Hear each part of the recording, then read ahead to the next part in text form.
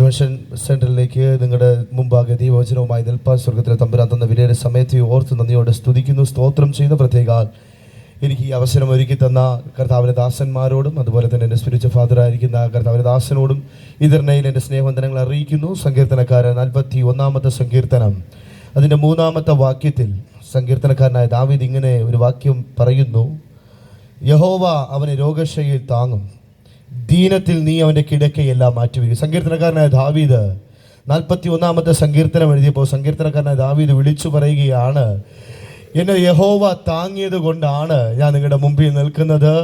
അവൻ എൻ്റെ ദീനത്തിൽ എൻ്റെ കിടക്കകളെല്ലാം മാറ്റി വിരിച്ചത് കൊണ്ടാണ് ഈ സങ്കീർത്തനം ഞാൻ രചിക്കുന്നത് എന്ന് സങ്കീർത്തനക്കാരൻ ദാവീദ് വിളിച്ചു പറയുന്നു.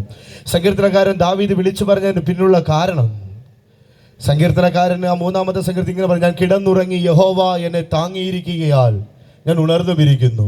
പ്രിയ ദൈവമക്കളെ, 2009 കാലഘട്ടങ്ങളിൽ യഹോവ എൻ്റെ ദീനത്തിലെ കിടക്ക മാറ്റി വിരിച്ചത് കൊണ്ടാണ് ഞാൻ നിങ്ങളുടെ നടുവ് ദൈവസാക്ഷിയായി നിൽക്കുന്നത്.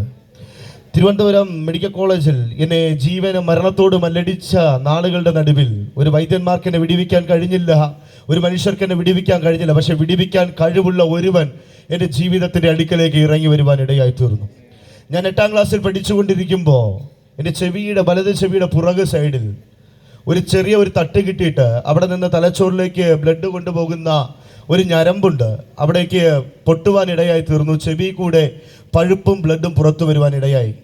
അങ്ങനെ രാത്രിയുടെ യാമത്തിലൊരു ദിവസം രാത്രി ഞാൻ മാതാവിൻ്റെ അടുത്ത് കിടന്നുറങ്ങിയ സമയത്ത് എനിക്ക് അസാധാരണമായി സഹിക്കാൻ കഴിയുന്നതിനപ്പുറമായി തല ഒരാൾ ചുറ്റിക കൊണ്ട് അടിച്ച് പിളർക്കുന്നത് പോലെ ഉള്ള ഒരു വേദന ഞാൻ അനുഭവിക്കുവാൻ ഇടയായി തീർന്നു. ഞാൻ ആ സമയത്ത് തന്നെ ഇറങ്ങി ഓടുവാൻ ശ്രമിച്ചു. അവരെല്ലാവരും കൂടെ എന്നെ പിടിച്ചു നേരെ നേറ്റിഗ്ര ആശുപത്രിയിലേക്ക് കൊണ്ടുപോയി. അവരവിടെ നേറ്റിഗ്ര ആശുപത്രിയിൽ കൊണ്ടുപോയ സമയത്ത് അവരെൻ്റെ ചെവിയിൽ നിന്ന് പഴുപ്പ്, ഞാൻ സ്കൂളിലായിരുന്ന സമയത്ത് ടിക്ക് എന്ന് പറയുന്ന ഒരു ശബ്ദം കേൾക്കുവാൻ ഇടയായി തീർന്നു. ആ സമയത്ത് ചെവിയിൽ നിന്ന് പഴുപ്പും ബ്ലഡും ഒരുപോലെ പുറത്തു വരുവാൻ ഇടയായി തീർന്നു.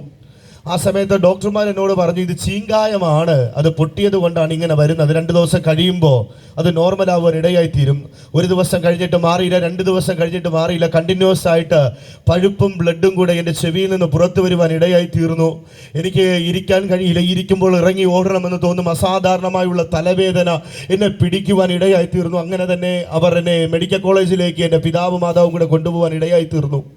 തിരുവനന്തപുരം മെഡിക്കൽ കോളേജിലേക്ക് അവരെന്നെ കൊണ്ടുപോയ സമയത്ത് 3 ദിവസം അവർ ENT ഡിപ്പാർട്ട്മെൻറ്റിൽ അവരെന്നെ പരിചരിച്ചു. അവരെന്നോട് പറഞ്ഞു, ഈ ക്ലീനൊക്കെ ചെയ്തു, എന്നിട്ടും പഴുപ്പ് നിൽക്കുന്നില്ല, എന്താണ് ഇതിൻ്റെ പിന്നിലുള്ള കാരണമെന്ന് ഞങ്ങൾക്കറിയില്ല, ഞങ്ങൾ ചെയ്യേണ്ട എല്ലാം ഞങ്ങൾ ചെയ്തു, ഇനി നമുക്ക് നൂറയിലേക്ക് കാണിക്കാം എന്ന് പറഞ്ഞ് അവരങ്ങനെ ഹോൾഡ് ചെയ്ത് വെച്ചിരിക്കുന്ന സമയത്ത് വൈകുന്നേരം ഒരു 5 മണി ആയപ്പോൾ എനിക്ക് പെട്ടെന്നൊരു വൊമിറ്റിംഗ് ഉണ്ടായി.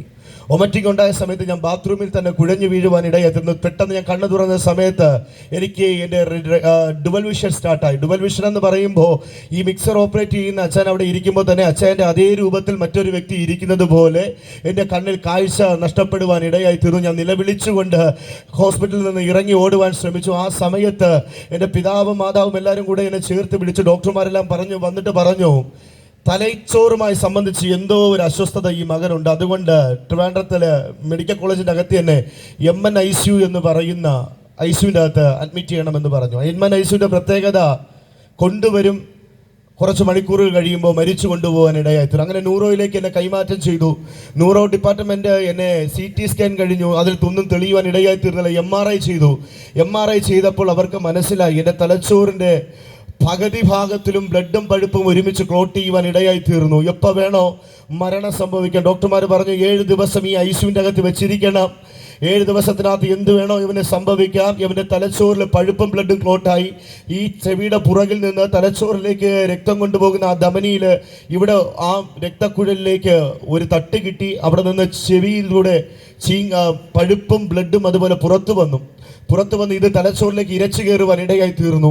അവർ പറഞ്ഞു, അവനെ ഓപ്പറേഷൻ ചെയ്യണം, ഓപ്പറേഷൻ ചെയ്താൽ എത്ര ശതമാനം സക്സസ്ഫുൾ ആകുമെന്ന് ഞങ്ങൾക്കറിയില്ല. പകുതി കണ്ണ്, പകുതി മൂക്ക്, പകുതി തല വെട്ടിമാറ്റി വെച്ചിട്ട് വേണം ഓപ്പറേഷൻ ചെയ്യുവാൻ. ഈ ഓപ്പറേഷൻ ചെയ്ത് കഴിഞ്ഞ് കഴിഞ്ഞാൽ എത്രത്തോളം സക്സസ് ആകുമെന്ന് ഡോക്ടർക്ക് അറിയില്ല. ജീവിക്കുന്ന കാലം അത്രേ ജീവിക്കട്ടെ എന്ന് പറഞ്ഞ് ഡോക്ടർമാർ എൻ്റെ മുമ്പിൽ 7 എന്ന് പറയുന്ന സംഖ്യയ്ക്കനുസരിച്ച് അവരെന്നോട് പറഞ്ഞു, എൻ്റെ പിതാവിനോട് മാതാവിനോട് 7 ദിവസത്തിനകത്ത് അവൻ മരിച്ചു പോകുക. പക്ഷെ ഞാനൊരു കാര്യം വിളിച്ചു പറയാം, ഇന്ന് രാത്രി നിങ്ങളുടെ നടുവേ നിൽക്കുന്നത് മനുഷ്യൻ്റെ വിധിരേഖകളെ പൊളിക്കുന്ന ഒരു യേശു ക്രിസ്തുവിൻ്റെ സൗഖ്യം ഞാൻ എൻ്റെ ശരീരത്തിൽ രുചിച്ചറിഞ്ഞത് കൊണ്ടാണ്. എന്നെ ശ്രദ്ധിക്കുന്ന പ്രിയ ദൈവമക്കള്, മനുഷ്യർ നിങ്ങളെ നോക്കിക്കൊണ്ട് വിധി എഴുതും. പേടിക്കേണ്ട കാര്യമില്ല.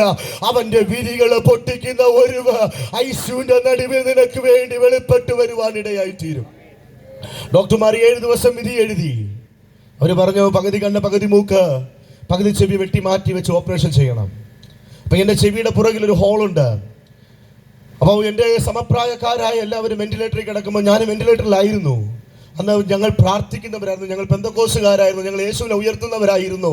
അനേക ദൈവമക്കൾ ഞങ്ങൾക്ക് വേണ്ടി പ്രാർത്ഥിക്കുവാൻ, എനിക്ക് വേണ്ടി പേര് പറഞ്ഞ് പ്രാർത്ഥിക്കുവാൻ ഇടയായി തീർന്നു. പ്രിയ ദൈവമക്കളെ, ആ പ്രാർത്ഥനയുടെ നടുവിൽ ഒരു ഭ്രാന്തിയെ പോലെ നിലവിളിച്ച ഒരു മാതാവ് എനിക്കുണ്ടായിരുന്നു. ഞാൻ ഇന്ന് വിളിച്ചു പറയാ, കണ്ണുനീര് കണ്ട് മനസ്സലിയുന്ന ഒരു ദൈവത്തെയാണ് നാം ആരാധിക്കുന്നത്. തലമുറകൾക്ക് വേണ്ടി കരയുന്ന ഒരു മാതാവ് ഉണ്ടെങ്കിൽ, തലമുറയെ വിടിവിക്കുവാൻ ഐസിയുവിന്റെ നടുവിലോ പരിമിതികൾ പൊളിച്ച് ഇറങ്ങി വരുന്ന ഒരു ദൈവത്തെയാണ് ഞാൻ ആരാധിക്കുന്നതെന്ന് ഇന്ന് രാത്രിയുടെ യാമത്ത് ഞാൻ ശക്തിയോടെ വിളിച്ചു പറയുന്നു. ഡോക്ടർമാർ 7 ദിവസം വിധി എഴുതി. അവർ പറഞ്ഞു, ഐസിൽ നിന്ന് ജഡം മാത്രമേ പുറത്തു കൊണ്ടുപോകാൻ ഇടയായി തീരത്തുള്ളൂ. എന്റെ മാതാവ് ഐസിന്റെ മുമ്പിൽ നിന്ന് മുട്ടുമടക്കിയിട്ട് നിലവിളിച്ചു പറഞ്ഞു, കർത്താവേ, എന്റെ ഉദരത്തിൽ ഞാൻ ഗർഭിണിയായിരിക്കുമ്പോൾ തന്നെ നിന്റെ നാമത്തിന് വേണ്ടി ഞാൻ അവനെ ദൈവവേലയ്ക്ക് വേണ്ടി നേർന്നതാ. ഞാനും അവനും കൂടെ ഒരുമിച്ച് നടന്നു വന്നു.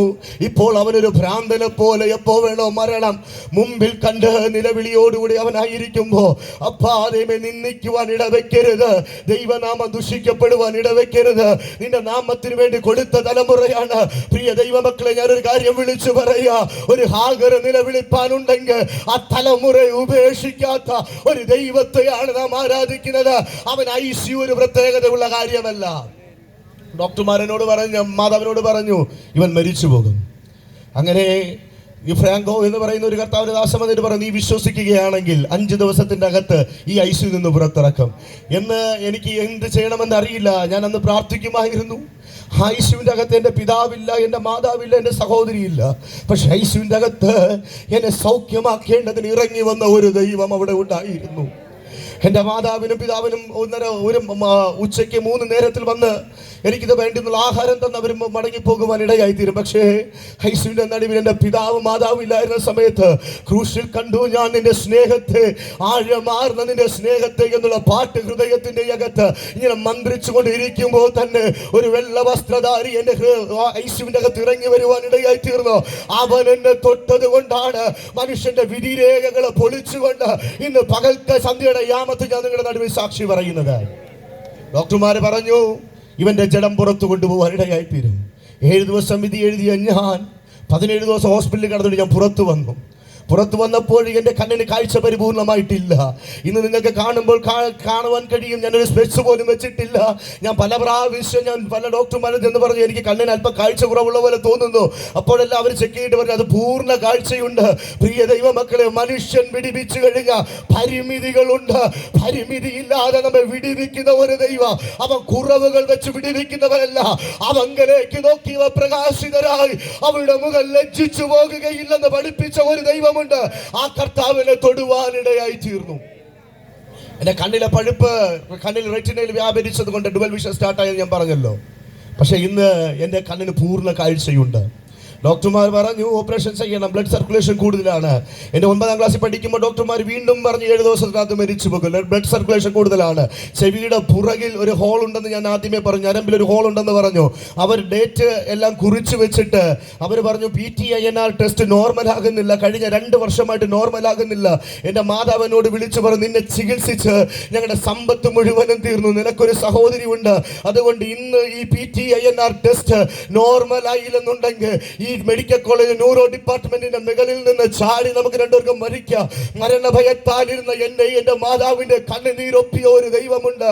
കഴിഞ്ഞ 2 വർഷമായി നോർമൽ ആകാത്ത PTINR ടെസ്റ്റ് എപ്പോഴാണോ മരിക്കാൻ ഞാനും എൻ്റെ മാതാവ് നിശ്ചയിച്ചത്, അപ്പോൾ ദൈവം അത് സ്റ്റോപ്പ് ചെയ്യുവാനിടയായി തീർന്നു. പ്രിയ ദൈവമക്കളെ, നിന്റെ തീരുമാനത്തിന്റെ നടുവ് നിനക്ക് വേണ്ടി ഇറങ്ങി വരുന്ന ഒരു ദൈവമുണ്ട്.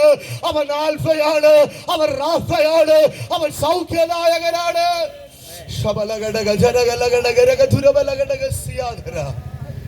അവർ ഡോക്ടർമാർ നിശ്ചയിച്ചു എന്തായാലും അവന് ഓപ്പറേഷൻ ചെയ്യണം. ചെവിയുടെ പുറകിൽ ഒരു ഹോള് ഉണ്ട്, അത് ഓപ്പറേഷൻ ചെയ്യണം.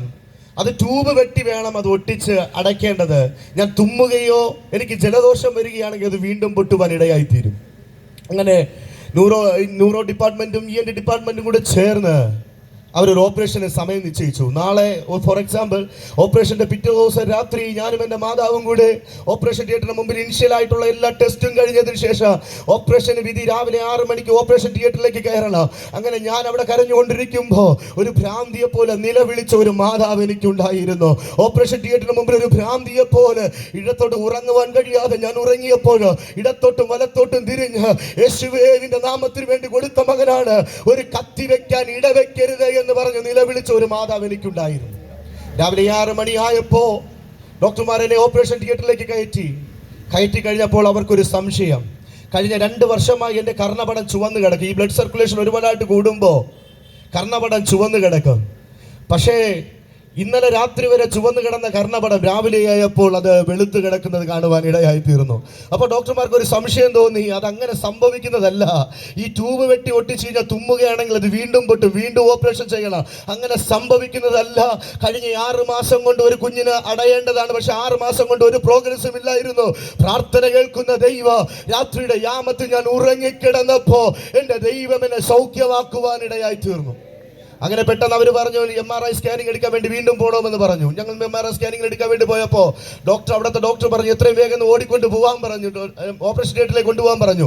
സീനിയർ ഡോക്ടർമാരും ജൂനിയർ ഡോക്ടർമാരും എല്ലാവരും മാറി മാറി മാറി അവർ ചെക്ക് ചെയ്തിട്ട് അവരെന്നോട് ഒരു വിധി എഴുതി പറഞ്ഞു, ഇന്ന് രാവിലെ 6 മണിക്ക് വെച്ചിരുന്ന ഓപ്പറേഷൻ ക്യാൻസൽ എന്ന് പറഞ്ഞു. വർഷങ്ങൾ കൊണ്ട് ഊറിയടയേണ്ടത് സെക്കൻഡുകൾ കൊണ്ട് ദൈവം പരിഹരിച്ചു എങ്കിൽ ഇന്ന് പകൽ രാത്രിയുടെ യാമത്തിൽ ഞാൻ വിളിച്ചു പറയാ, നിന്റെ കണ്ണുനീര് കാണുന്ന ഒരു ദൈവമുണ്ട്. കഴിഞ്ഞ 15 വർഷമായി ഇന്ന് എനിക്ക് 28 വയസ്സുണ്ട്.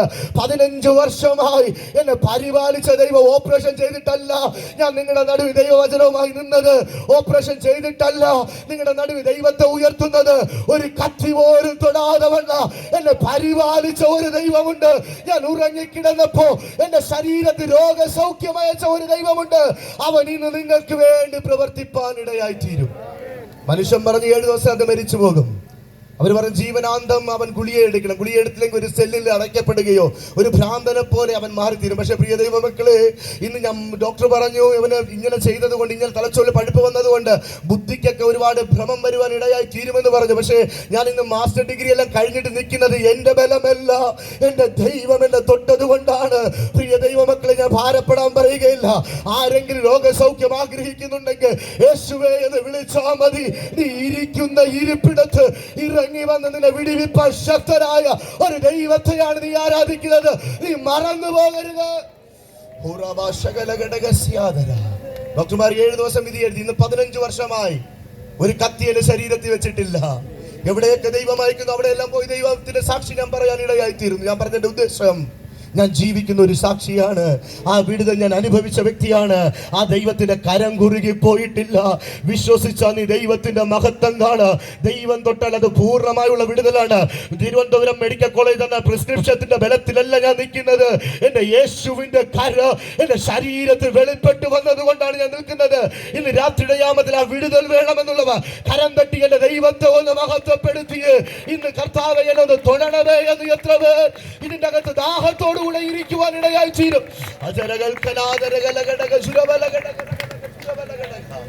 നിങ്ങളെല്ലാവരും എന്നെ ഓർത്തുകൊണ്ട് പ്രാർത്ഥിക്കണം. ശരീരത്തിൽ വിടുതൽ അനുഭവിച്ച വ്യക്തിയാണ് ഞാൻ.